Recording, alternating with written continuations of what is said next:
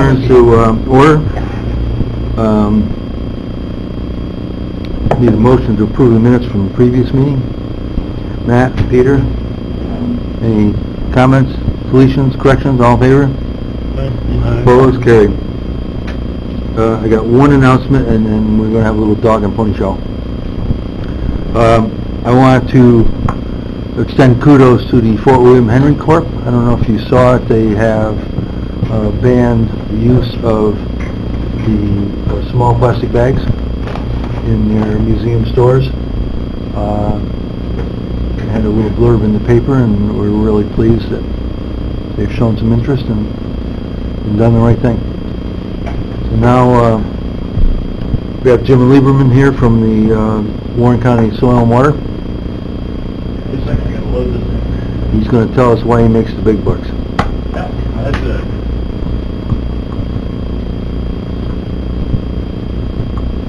Did it turn off?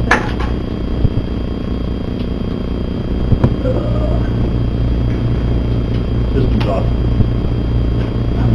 That turned on. We got the power going.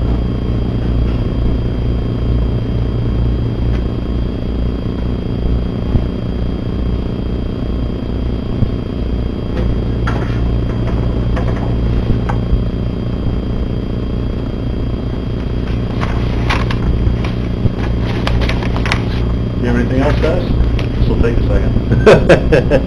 No. As far as the Fort William Henry, is there a replacement for the plastic bags that we're using, or are they using paper bags, or are they using... I'm not sure what they're doing, Peter. Okay. I've tried to reach Kathy a couple of times. Yeah,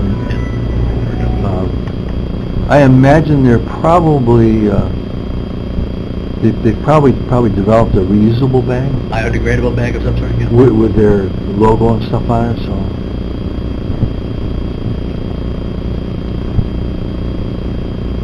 I bought some biodegradable bags, which I have at home, just to see how they felt like, you know? Yeah.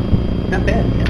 I have a bunch of the store reusable bags. Uh-huh, yeah. I've got a bag of bags in the back of my car. You take them in 4 different stores other than the one you're in.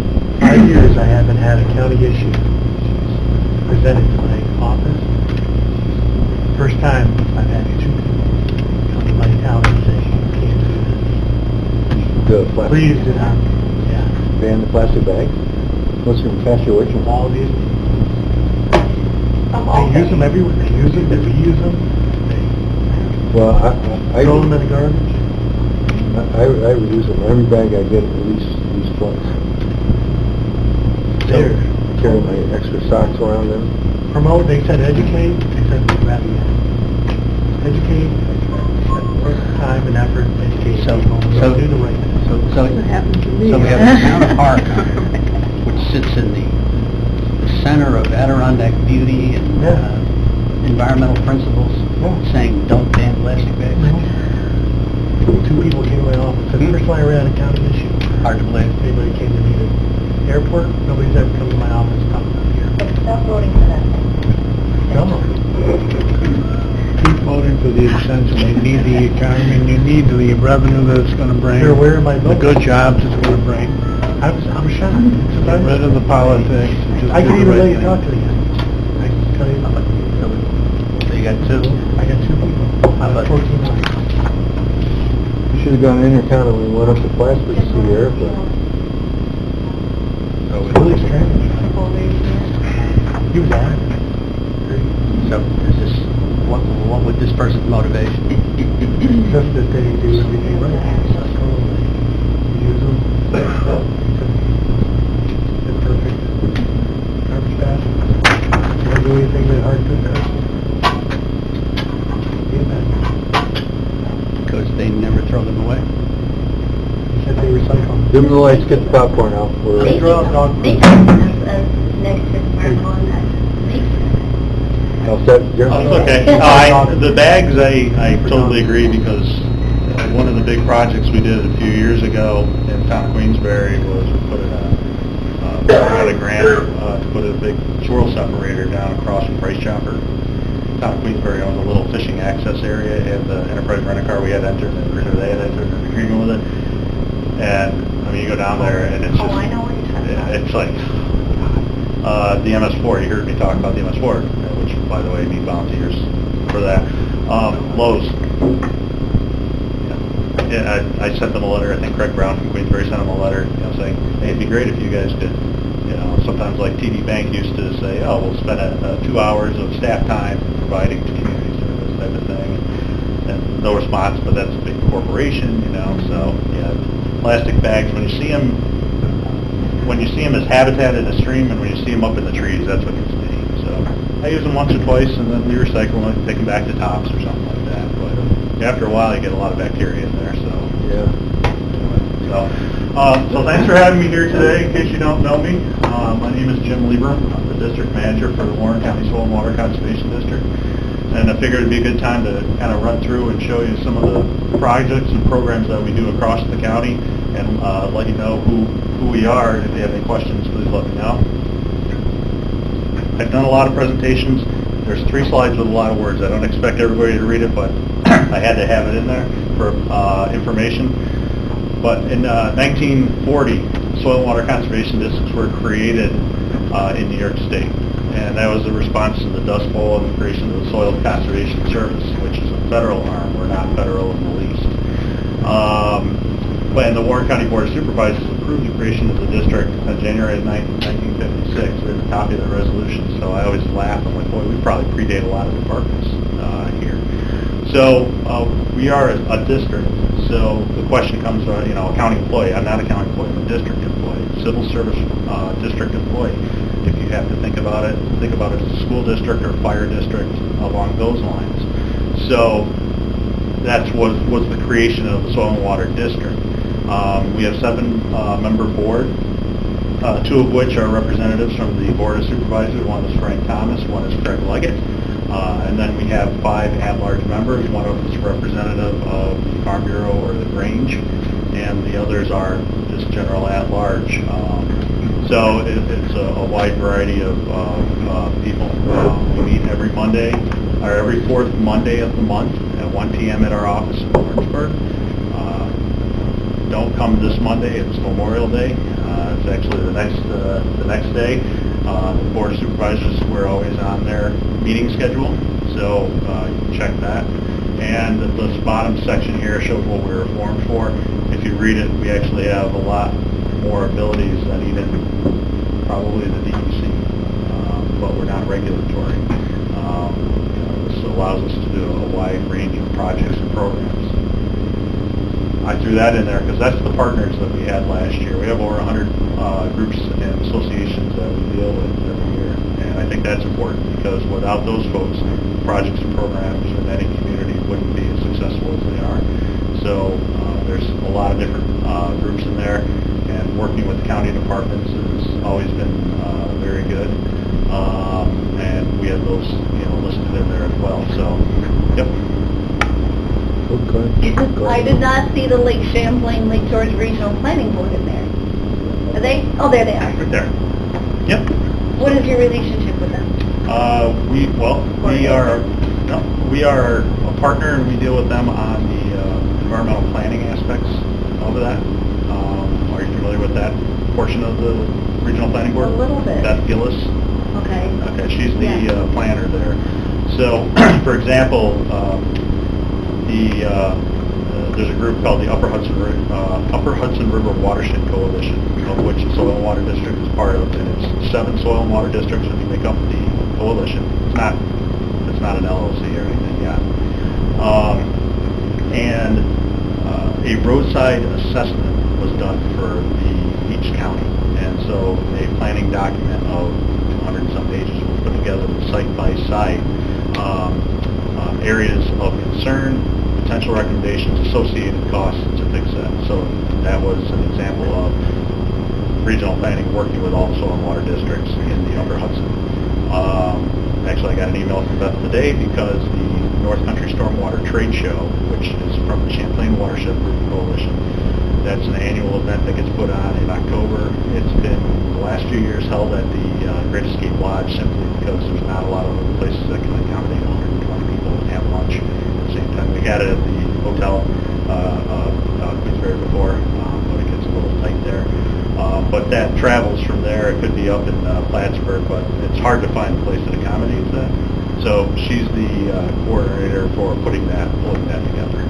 So there's other projects and programs that we work on, but it's always programmatic related as far as resource protection.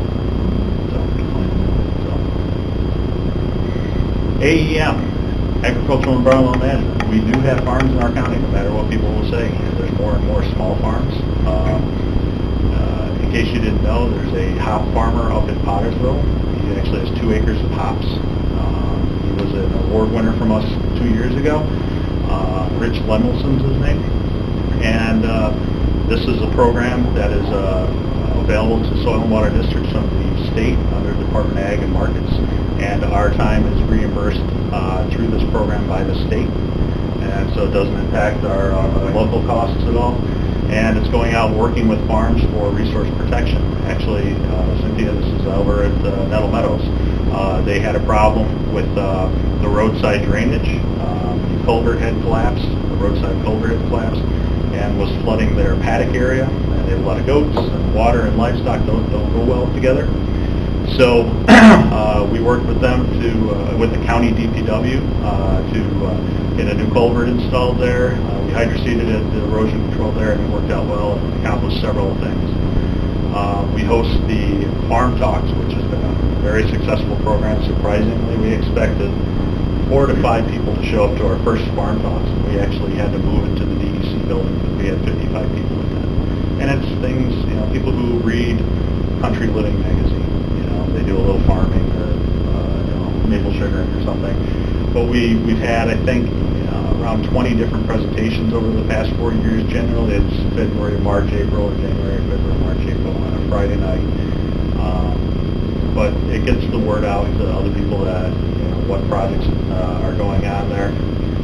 As far as private individuals, because that's what this is, it allows an interchange of ideas. And through a high tunnel program. There's a difference. The greenhouse is growing plants in a box above the ground. A high tunnel is growing plants in the ground. And the high tunnel, which looks just like a greenhouse, extends the lifespan of the growing season. So you can start earlier, you can go later. So through one of the partnership grants that we have through USDA, we've had, I think, 5 landowners who are producers apply for and receive high tunnels. And it helps with production. Probably, this is Tom Grace's, Kevin. So, he has a restaurant, and actually, I don't know what the name is or which garden it is, but it's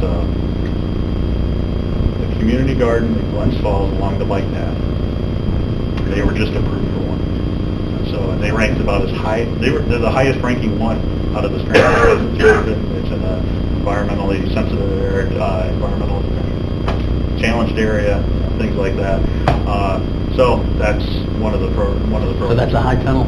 It's a high tunnel. Yeah, no, the folks that actually maintain and do a lot of the work are people in need, people that are kind of challenged in some ways in their lives. So I'm glad to hear that they got blessed with that. Nick Rowell from my office is the one who does the ag work, and he has worked with the gentleman in charge of it. I guess he's an interesting individual. I don't know. So you heard me talk about your MS4. We're the MS4 officer for the county. We're one of the MS4 officers for the town of Queensbury under our contract agreement. We also assist the village and the town of Lake George with their MS4 programs and do a lot of trainings on that. And recently, the city of Glens Falls, Steve Gersler contacted us. Steve likes us. We get along with him pretty well. And we are actually going out and doing outfall reconnaissance sampling and collection on 12 culverts that go into the feeder canal. So that's going to be later in August. And if you would like to see that, just let us know. We have to get our canoe out and go in the canal. But if you don't see water running, actually that's a good thing, because that means you don't have any illicit connections coming into it. If you see water running, that means you may have it, but you may have a high groundwater table there. So that's why you can get sampling. The Steve reached out to us basically because working with the city on a green infrastructure stormwater grant. And this was one area last year. This was just a small dry well that went in to take care of an area with high traffic. This is the corner of Webster and Brigsoff. It turns into Mont. Not north, it's not, It's on the south side of Webster. Yeah. it's where the, yes, I gotta be by the old name. Full road, it goes down, makes a 90-degree bend, and comes back out to Glen Street. So, but right now, actually today, a couple of my staff are wrapping up with the water department down there. They're installing a bioretention system at the end of Bowman Ave. And then there's 3 more projects, I believe, that are going in this year. So the city asked us, Mike White asked us to assist on that, and so we entered into an agreement to do that. So trying to come up with other thoughts for areas. We do a lot of erosion and sediment control. Here's one that was a project that was done at Up Yonder Farm in Clinton County. So this is what you had originally. You had a lot of erosion going on from the parking lot, and working with various partners, Warren County, DPW, Extension, Up Yonder, Lake George Land Conservancy, and Adirondack Park and Basin Line Program. Ended up putting in a rain garden and porous pavers, and it's held up very well. Nothing's 100%, there are no silver bullets, but you know, you get it to 90%, and that's quite a bit better, and there's a lot less cleanup work afterwards. Woodchuck Hill Road, you know, so we do a lot of roadside work.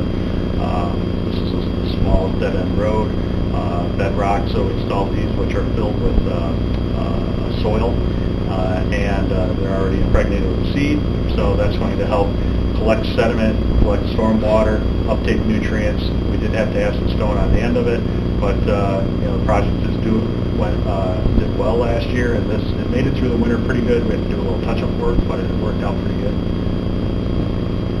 Some more items. This is up in Mr. Simpson's area. This is Hamlet of Adirondack, which has been an interesting project because it's been between 3 towns and 2 counties to get projects completed, but we're managing to hang in there and get that taken care of. But water's collected off of the road, comes down into this, which is all planted now. It's a bioretention system. This is the town beach, and before dry wells over in this area were installed, before the catchment area here was installed, the beach would erode, and they'd have to pull in 8 to 10 yards of material after every thunderstorm. And I think the best way to measure the success of that is that a foreman, not even the highway superintendent, but a foreman called us after a thunderstorm, Jack called, and said that's the first time we haven't had to bring sand in or back drag anything and clean it up. You know, we're not there to come up with the multi-million-dollar solution. We want something that's going to be effective and works. Up Yonder Farm, we hydroseeded over there. We have a hydroseeder. We've been doing that for 18 years with all the communities in the county. We're using different types of technology. This is called a filter stock, filter stormwater. This is the ball field up in Bolton that we helped out with Supervisor Conover. That straw that we put down, because we have a very old bale chopper, but it works great. And there's reasons why you would hydroseed versus putting straw down. If you're really interested, talk to me later. We get funding through different grants. We apply for our own grants. We get different funding to assist the communities with replacement and upgrade of stream culverts. This was a county job. We entered into an agreement with the county to purchase the supplies and materials, and they did the work. It was scheduled for them, scheduled to have them replace it. The biggest challenge is just making sure that they meet the standard which they have to, which is for fish passage, or aquatic passage, which basically is lowering the culvert down a little bit into the stream so that you can have animals pass. This is the town of Chester, you know, so that's not uncommon. Some things are expensive, some are not. If it can be done in-house, then that time that is used by the time the highway department does it is used as the batch component of it. So that works out very well for the communities. We have a small lake and pond program. We've gone out for both communities and landowners, working with them to give them an initial assessment. Actually, Echo Lake, that's where we kind of started developing this. We go out and assist landowners regardless of who they are, but Supervisor Garrity asked us about Echo Lake 2 years ago, when we were very dry and it was very low. I brought my canoe in, we borrowed equipment, and we were like, why don't we get a canoe and get some testing equipment? So we got a small grant that covered that, and now, I think last year, after we had everything, we went on 7 of them. Bob Bombard from my office will write up a short assessment. Basically, if we can come up, if we'll have recommendations, one of the recommendations might be you need to hire XYZ to come in and do a full analysis of it. But as far as the first cut goes, and a lot of times on small ponds, what we provide is good guidance. Hazard mitigation, I'm your hazard mitigation coordinator. Everything that I've shown you basically plays into hazard mitigation too. Why the culvert gets replaced, who cares if it gets replaced for fish or for safety? If you get funding that covers it and you achieve the same goal, then that's what that is. But the county and all municipalities are involved in the hazard mitigation plan. There are requirements. I'm going around to the communities and doing presentations. A lot of it is work that's already being done, so you just have to bookmark everything. It's a 5-year cycle, so in 5 years, this was actually approved in 2017 by FEMA and the state. So in 2022, a new plan will need to be developed. This was paid for, 73% of this was paid for by a grant. The rest was in-kind match, and I think of that about $5,000 in cash from the county.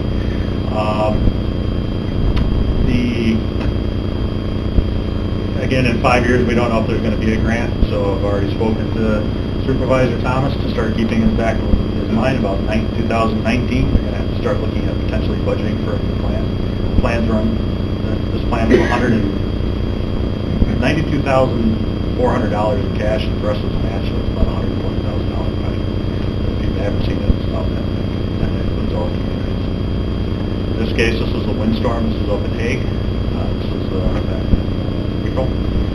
This is and this is I live in Thurman, so this was around the corner from my house. That's our highway superintendent's truck that got stuck on the road with the last. So just some of the other stuff we do. They were part of the North Atlantic Aquatic Connectivity Collaborative. So this is basically synthesizing the way that states and other folks collect stream crossing data so that it's consistent and can be applied equally. So it's not something you go out and take a look at and say, yeah, we're good. It takes about 40 minutes per culvert. So it's a lot of in-depth information. We do a lot of GIS mapping. We do almost all of our mapping in-house. If we need assistance, we'll reach out to Sarah Frankenfeld. But those are some of the maps we've done for the Upper Hudson River Watershed Plan. Again, this is 7 communities, 7 counties that are part of this. Something like this, you're looking at an area of 2.5 million acres, and on the left-hand side it's state lands in New York that are owned or easements, and on the right-hand side of the map is prime farmland. So you can see there's a big change between being in the park and out of the park. We started a community conservation program a few years ago, being able to fund small projects and get conservation on the ground. This is actually the city reps might recognize where this is. This is the city parking lot. The Cornell Master Gardeners requested some funds to go in and pull out all the invasive plants and replant with native species and improve the soil. We have the Warrensburg School. They did a rain garden. These are some of the partners that we had last year and this year. It's been very successful. This is something that the State Soil and Water Conservation Committee, which is our oversight committee at the state, encourages. This was very successful in the fact that, I think most people are familiar with the Wade House, but we provided funding to put in a raised bed for gardening to have the kids understand, or the tenants or consumers understand about food, where the food comes from. We provided a compost tumbler for recycling purposes and a rain barrel. And the rain barrel, that's an MS4 area, so it's stormwater. So kind of completing the circle on that, and trying to provide a little insight to people who may not be exposed to this. What is a pollinator? Butterfly, bees. So you plant gardens specifically, bee balm, real Okay. showy flowers. Okay. So it's that's what it is. attract Yeah, and so what it is, Mm-hmm. fruit trees, food production. to attract. Exactly. You know, butterfly garden. Great, gotcha. We also did an interesting project we came up with was the Hadley Luzerne Historical Society asked us to assist on Ivy Island, which is the one small island in the lake of Lake Luzerne. And through years of compaction of people walking on it, and a lot of the soil was gone. It was down to very shallow soil, compacted soil. We actually brought in materials, did plantings to start to bring that back. Nobody's supposed to be on the island. There's actually a $500 fine for you to be on the island, and it's a pretty neat place to be. I have no idea how there were beer bottles on the island, but somehow people still ignore the signs and get out there. So, dry hydrants, if you're familiar with those are not pressurized water systems for fire departments to hook up to and draw water into rural areas. I believe that there's around 48 dry hydrants scattered throughout the county. We provide funding, and most of the time can assist with the design. It's approved by USDA, Natural Resource Conservation Service, so they're signing off on it. And we'll have the fire departments or the communities install them. So that's what some of these community conservation funds go to. And then, not to scare you off with another slide, but what else do we do? We have an 8-page plan of work that has to get approved by the State Soil and Water Conservation Committee every year, and then we do an end of year, usually in January, wrap up of what we were able to get through, and then additional items that we went through. And we provide a tremendous amount of time of landowner assistance through site visits, letters, and reports. We do, most people know us because we do the tree and shrub seedling sale. That's how most people recognize us. We provide the oversight for milfoil hand harvesting on Brant and Scroon Lakes through contracts, and we hold the Adirondack Park Agency permit for those programs. I do your inspections for the Westburg Conservation Initiative. Actually, I was just down there yesterday with the Surface Transportation Engineers Conference doing a tour for them, and they liked it quite a bit. So I do the inspections, and we're in charge of coordinating maintenance activities. I'm the chair of the Warren County Water Quality Strategy Committee that's been around for about 25 years, an ad hoc group. We're always looking to expand it, so I understand that the postcard reporting is coming to our board meeting next week, and I've already asked her if she would help try to get more interest in that and partner on getting more people involved in the MS4 programs. We're chainsaw certified, so something a little odd. So I've talked to some of the different communities. I've talked to Pat about entering into an agreement so that, you know, if you need someone who's chainsaw certified during an event, then you can give me a call, that type of thing. You know, so I think that there's some crossover that can be done there.